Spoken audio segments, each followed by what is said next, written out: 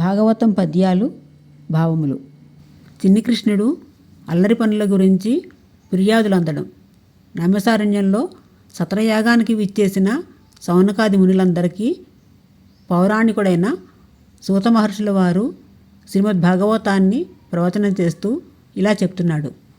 సౌనకాది మహర్షులారా, శ్రీ సుఖయోగీంద్రుల వారు పరీక్షిందరేంద్రునికి శ్రీమద్ భాగవతాన్ని ఉపదేశం చేస్తూ ఇలా చెప్తున్నాడు.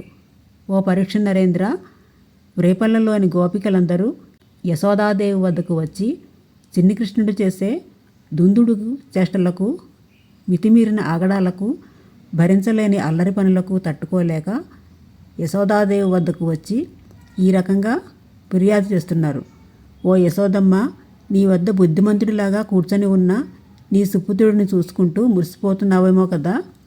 ఇప్పుడు మేము చెప్పబోయేది కాస్త మనసు పెట్టి వినవమ్మా.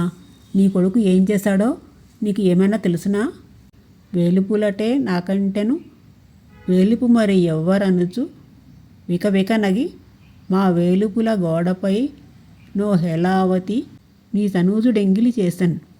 ఓ యశోదమ్మ, మా ఇంటి గోడలపై మేము చిత్రించుకున్న దేవతల బొమ్మలు చూసి వీళ్ళు దేవతల, నాకన్నా వేరే దేవుడున్నాడా అని నవ్వుతూ ఆ దేవుళ్ళ చిత్రాలున్న గోడలపై ఎంగిలి ఉమ్మేశాడమ్మా. వెన్న దినగ బొడగని మా పిన్నది ఎడ్డంబు వచ్చి పిరిదికి దివియన్ జొన్నొడసి పట్టి చీరెను జిన్ని కుమారుండే ఈతడు సీతాంశముఖి. ఓ చంద్రముఖి, యశోదమ్మ, మా ఇంట్లోకి జొరబడి నీ కొడుకు వెన్న తింటున్నాడు. అది చూసి మా చిన్నమ్మాయి అడ్డం వెళ్ళి యువతలకి లాగింది. మీవాడు మా పడుచుపిల్ల రొమ్ము మీద గోళ్లతో గీరేసి పారిపోయాడు.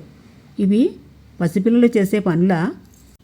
ఈ మగువ దన్నువ ఆకిట గుమ్మరుచోజీరి నిలిపికొని పేరడుగం గెమ్మోవిగరచి వడిజనేనమ్మ ఈ ముద్దుగుర్ర టల్పుడే చెప్పుమా.